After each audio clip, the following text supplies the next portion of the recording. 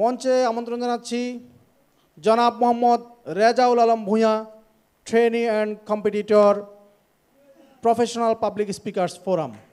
রেজাউল ভাইয়ের জন্য একটা জোর করতালি হবে। সুপ্রিয় দর্শক শ্রোতা, আসসালামু আলাইকুম। একটা ছোট্ট প্রশ্ন দিয়ে শুরু করতে চাই। আপনি কি জানেন আপনি কোথায় যেতে চান? আপনার গন্তব্য কোথায়? আমরা সকালে ঘুম থেকে উঠি এবং বুক ভরা আশা নিয়ে স্বপ্ন যে আমি একটা বড় কিছু হব, পরিবার দেখবে, সমাজ দেখবে, একদিন আমি কিছু করে দেখাবো। পরক্ষণেই একটা ভয়, একটা অনিশ্চয়তার দেয়াল আমাদের সামনে বাধা হিসেবে দাঁড়ায়।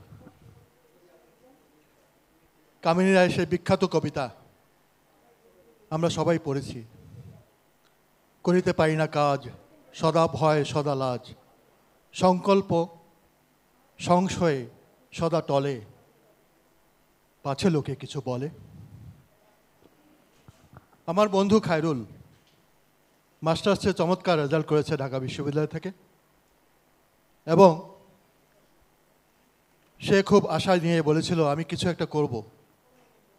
কিন্তু পরক্ষণেই যখন চাকরি না পেয়ে তার মধ্যে হতাশা ভর করলো, আমাকে সে বলল আমার গন্তব্য কোথায়? এই ভয়, এই হতাশা, এই যে অনিশ্চয়তা, এটা তার খায়রুলের একার কথা নয়, আমার আপনার সবারই মনের কথা। লুইস ক্যারলের এলিস ইন ওয়ান্ডারল্যান্ড গল্পটি আপনারা অনেকেই পড়েছেন।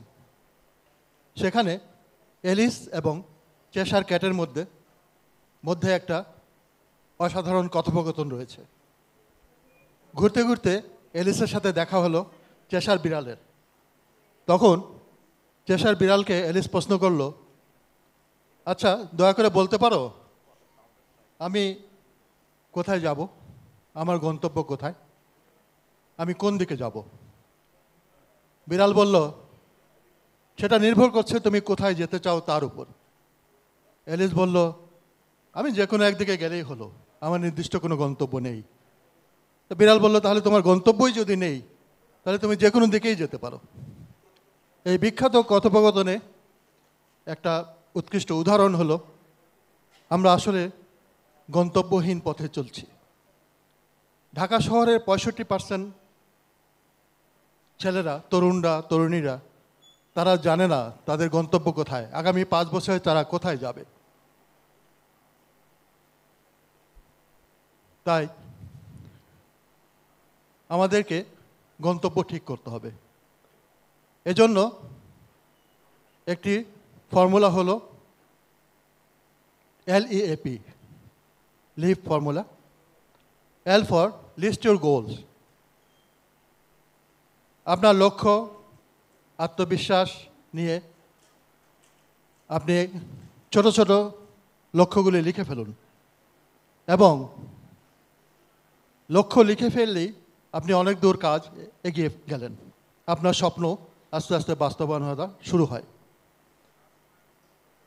E for embrace your fear. ভয়কে আলিঙ্গন করুন। ভয় আপনার কিসের? উপহাস, ব্যর্থতা, পরিবার? ভয়গুলো লিখে ফেলুন এবং পাশে লিখুন, তবু আমি এগোবো। Act small. ছোট ছোট কাজ দিয়ে শুরু করুন। আপনার ছোট ছোট কাজই একদিন আপনাকে উপরে নিয়ে যাবে, আপনার সফল হবেন। P for practice confidence.